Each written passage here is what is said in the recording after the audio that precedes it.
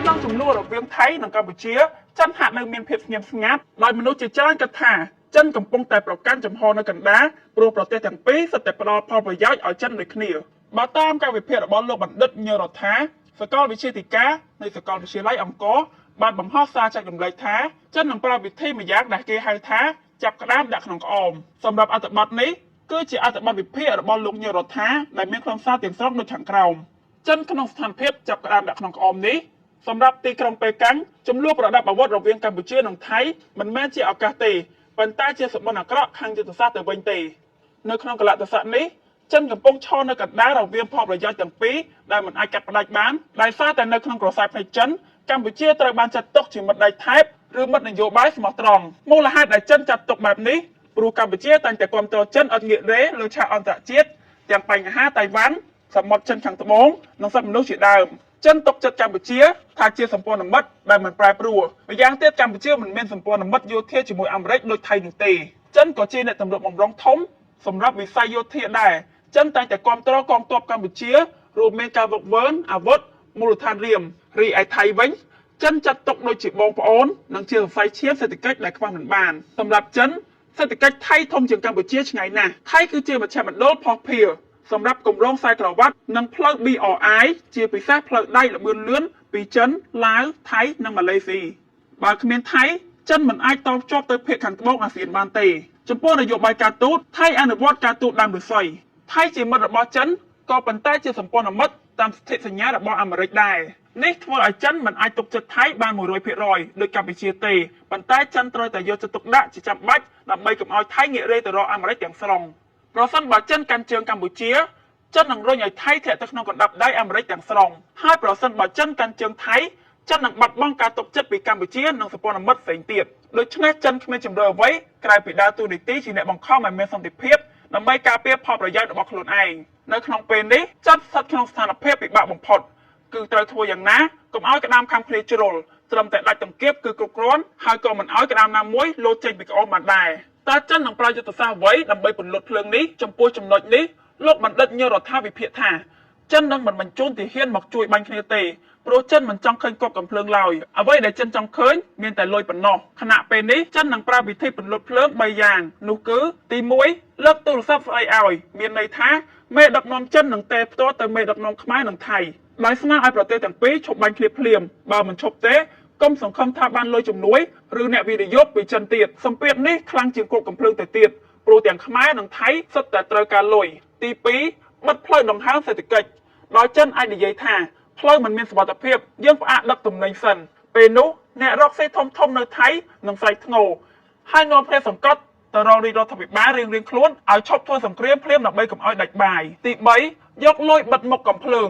ដោយចិនប្រាប់ថាឈប់ឆ្លោះគ្នារឿងដីនឹងទៅចាំខ្ញុំចេញលុយបង្កើតជារោងចក្រឬតំបន់ទេសចរនៅនឹងហើយចែកលុយគ្នាពាក់កណ្ដាលម្នាក់ទៅវិធីនេះគឺផ្ដោតពីការច្បាំងគ្នាមកជារកស៊ីជាមួយគ្នាដោយមានតែចិនជាមេសម្រាប់ចិនសន្តិភាពនៅព្រំដែនមានតម្លៃជាងជ័យជំនះរបស់ភាគីណាមួយមានន័យថាចិនអាចនឹងបង្ខំឲ្យមានដំណោះស្រាយសម្របសម្រួលឬមួយភាគីទាំងពីរត្រូវថយម្នាក់មួយជំហានយុទ្ធសាស្ត្រដែលល្អសម្រាប់ខ្មែរអាចមានពីរចំណុចនោះគឺបើល្អសង្គ្រាមអាចនឹងត្រូវចប់លឿនកម្ពុជាមិនត្រូវខ្ទេចខ្ទាំដោយសារសង្គ្រាមពេញទំហឹងជាមួយថៃតែបើចំណុចអាក្រក់វិញនោះកម្ពុជាអាចនឹងត្រូវបង្ខំឲ្យលើកគ្រោះលើបញ្ហាទឹកដីមួយចំនួនដើម្បីជាថ្នូរនឹងសន្តិភាពនិងការផ្គប់ចិត្តចិនមិនខ្វល់ថាដីនោះជារបស់នរណាទេចិនខ្វល់តែថាឡានទំនិញរបស់ចិនអាចឆ្លងកាត់បានឬអត់នៅពេលដែលពងមាន់នៅក្នុងកន្ត្រកតែមួយនឹងមានហានិភ័យដូចជាទី1បាត់បង់អំណាចតថ្លៃឬហៅថា bargaining power បើសិនបើចិនដឹងថាកម្ពុជាមានតែខ្លួនមួយគត់គ្មានទីពឹងចិននឹងលែងតែងចិត្តកម្ពុជាផ្ទុយទៅវិញថៃមានអាមេរិកមានជប៉ុននិងចិនធ្វើឲ្យចិនត្រូវព្យាយាមយកចិត្តថៃកម្ពុជាត្រូវការជំរឿដើម្បីឲ្យចិនដឹងថាកម្ពុជាមានមិត្តផ្សេងទៀតទី2អន្ទាក់បំណុលនិងឥទ្ធិពលនយោបាយការពឹងផ្អែកសេដ្ឋកិច្ចតែមួយច្រកធ្វើឲ្យកម្ពុជាងាយរងគ្រោះបើសេដ្ឋកិច្ចចិនដួលឬចិនបិទច្រកកម្ពុជានឹងគាំងដូចគ្នាយុទ្ធសាស្ត្រថ្មីសម្រាប់កម្ពុជានោះគឺការទូតការឈប់ឬការទូតបត់បែនមានន័យថាកម្ពុជាមិនត្រូវបោះបង់ចិនទេព្រោះចិនជាមូលដ្ឋានគ្រឹះនៃសេដ្ឋកិច្ចក៏ប៉ុន្តែពង្រីកសសរទ្រូងបន្ថែមនេះគឺជាកន្លែងដែលបណ្ដាប្រទេសផ្សេងទៀតដើរតួយ៉ាងសំខាន់ទី1អាស៊ានជាខែលការពារកម្ពុជាត្រូវប្រើពាក្យអាស៊ានជាខែ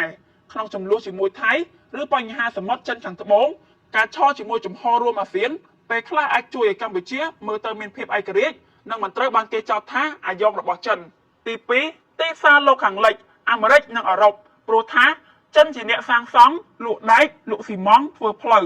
ប៉ុន្តែអាមេរិកនិងអឺរ៉ុបគឺជាអ្នកទិញទីផ្សារនាំចេញសម្ភារបំពាក់និងផលិតផលបើកម្ពុជាស្និទ្ធចិនពេករហូតដល់បាត់បង់ទីផ្សារលោកខាងលិច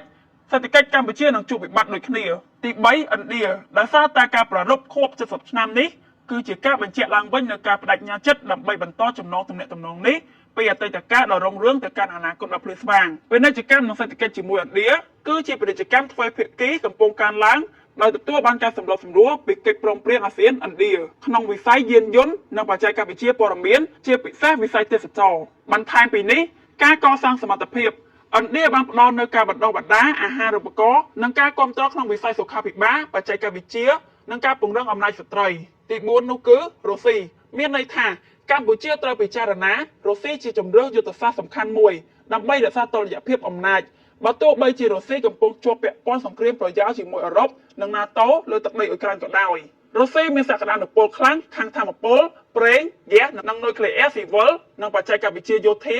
ដែលអាចជួយកម្ពុជាកាត់បន្ថយការពឹងផ្អែកបច្ចេកវិទ្យាចិនតែមួយជាប្រវត្តិសាស្ត្ររុស្ស៊ីធ្លាប់បានផ្ដល់ជំនួយដល់កម្ពុជាដោយគ្មានលក្ខខណ្ឌស្មុគស្មាញហើយទំនាក់ទំនងនេះអាចក្លាយជាទុនយុទ្ធសាស្ត្រឬសញ្ញាបៀសម្រាប់បង្ហាញថាកម្ពុជាមានជំរឿសនៅក្នុងមួយឯកផ្សេងទៀតក្រៅពីចិនអ្នកវិភាគលើកឡើងថាផ្លូវសំស្របសម្រាប់កម្ពុជាគឺការដើរតាមគោលនយោបាយពហុភាគីនិយមក្នុងវិស័យសេដ្ឋកិច្ចកម្ពុជាគួរតែបន្តយកចិត្តចិនជាដៃគូធំខណៈពេលដូចគ្នាពង្រីកទីផ្សារនាំចេញទៅអឺរ៉ុបអាមេរិកនិងកូរ៉េខាងត្បូងក្នុងវិស័យសន្តិសុខនិងយុទ្ធសាស្ត្រកម្ពុជាគួរពង្រឹងទំនាក់ទំនងជាមួយរុស្ស៊ីដើម្បីធ្វើជាទម្ងន់ទប់នឹងឥទ្ធិពលចិនចំណែកឯវិស័យនយោបាយគួររក្សាភាពស្ងៀមស្ងាត់និងទទួលយកជំនួយពីគ្រប់ភាគីដោយមិនប្រកាសឆោខាងណាជាដាច់ខាតករណីចំនួនខ្មែរថៃក៏ត្រូវបានលើកឡើងថាទោះចិនធ្លាប់ដើរតួជាអ្នកពន្លត់ភ្លើងក៏ធ្វើឡើងដើម្បីការពារផលប្រយោជន៍របស់ខ្លួនមិនមែនដើម្បីឲ្យកម្ពុជាឈ្នះនោះទេដូច្នេះកម្ពុជាត្រូវប្រើយុទ្ធសាស្ត្រយ៉ាងឈ្លាសវៃដោយរក្សាទំនាក់ទំនងល្អជាមួយចិនខណៈពេលដូចគ្នាបង្កើតក្នុងបង្អែកផ្សេងទៀតដើម្បីការពារផលប្រយោជន៍និងឯករាជ្យជាតិនាងខ្ញុំធីតាពីកម្មវិធី60ប